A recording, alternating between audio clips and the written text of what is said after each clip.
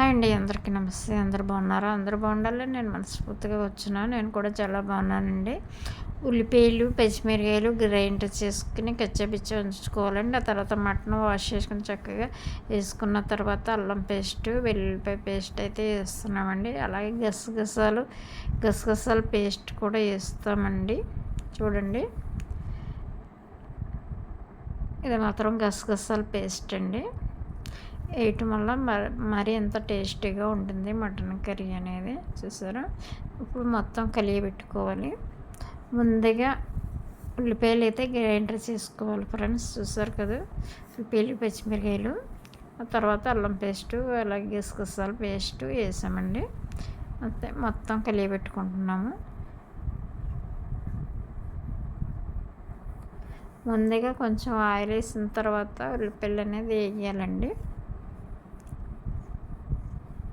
అలాగైతేనే mutton fresh కాబట్టి చక్కగా మెత్తగా ఉడికి చక్కగా కమ్మగా ఉంటుంది.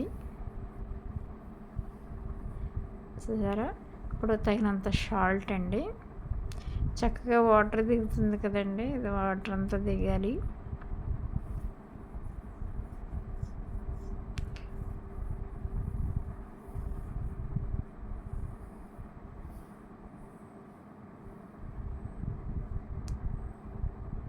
ఎందుకంటే డేక్స్ అయితే అడిగంటేస్తుందండి. వేరే డేక్సాలోకి తీసేసుకున్నాము. పలసగా ఉంది, మందంగా ఉండాలండి ఎప్పుడైనా సరే. కారం అండి, చీలీ పౌడర్ వేస్తున్నామండి. తగినంత కలర్ఫుల్గా ఉండే వరకు వేసుకోవాలండి. ఒక ప్యాకెట్ వేసుకుంటే సరిపోతుంది.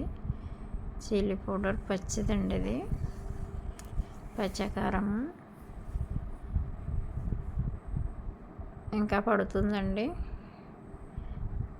తగినంత వేసుకోండి. పార్టీ కాబట్టి చక్కగా కారంగానే ఉండాలి. కొంచెం కొంచెం వడ్డించే సరిపోవాలి కదండి.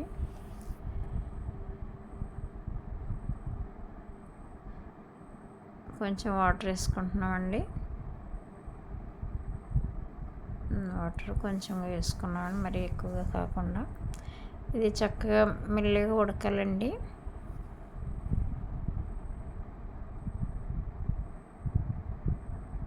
కొంచెం పసుపు,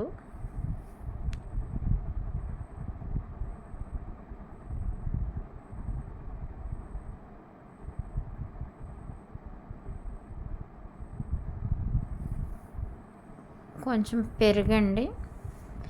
పెరుగు వేయటం వల్ల ముక్క అనేది మెత్తగా వస్తుందండి. చక్కగా గ్రేవీ కూడా వస్తుంది కర్రీ. అలాగే పీసులు మెత్తగా ఉడుకుతాయండి. అలాగే చక్కగా గ్రేవీ ఉంటుంది. తర్వాత ఈ కూర మగ్గిన తర్వాత మసాలా